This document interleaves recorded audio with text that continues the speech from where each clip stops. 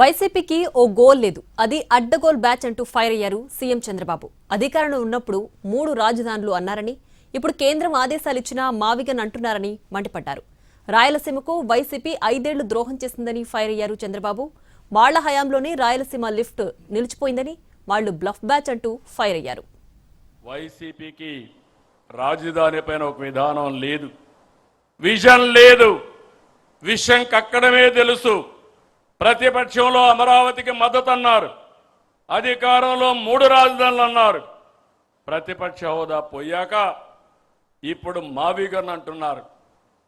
వీళ్ళని ఏమనాలో నాకైతే అర్థం కాలేదు. కేంద్ర ప్రభుత్వం పార్లమెంట్లో పెట్టి చట్టం చేసిన తర్వాత కూడా మావిగన్ మాట్లాడతారు. వాళ్ళకు ఒక గోల్ లేదు, అదొక అడ్డగోల్ బ్యాచ్. ఏం మాట్లాడతారో కూడా తెలియదు, అది వాళ్ళు చేసే పని. రాయలసీమ నాడు 5 ఏళ్లు తీరని ద్రోహం చేశారు. సీమ ప్రయోజనాలపైన డ్రామాలు ఆడారు. అనుమతులు తీసుకురాక వాళ్ళ హయాంలోనే రాయలసీమ లిఫ్ట్ ఇరిగేషన్ నిలిచిపోతే దానిపైన ప్రజల్ని తప్పుదోవ పట్టిస్తున్నారు. అందుకే వాళ్ళు నేను ఎప్పుడు అంటాను, అదొక బ్లఫ్ బ్యాచ్. ఎంతో పైన బ్లఫ్ చేయడం, ఫేక్ న్యూస్ ఇవ్వడం తప్ప ఏమీ చేత కాదని చెప్పి కూడా నేను మీకు తెలియజేస్తున్నా. రాష్ట్రంలో రాజకీయ పార్టీ ముసుగులో గొడ్డలి పార్టీ కుట్రలు చేస్తా ఉంది. వీటిని ఆదిలోనే అడ్డుకోవాలి, ఎండగట్టాలి. నా జీవితంలో ఎప్పుడూ చూడలేదు, మహానాడు పసుపు పండుగ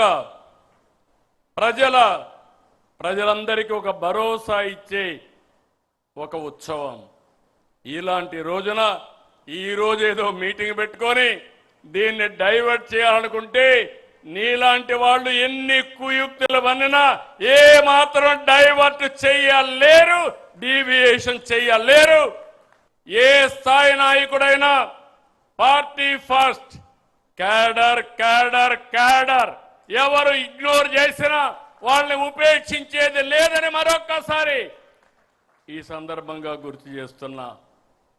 175 మంది ఎమ్మెల్యేలే కాదు నాయకులు, 25 మంది ఎంపీలే కాదు నాయకులు, బూత్ స్థాయిలో ఉండే ప్రతి ఒక్క కార్యకర్త నాయకుడే.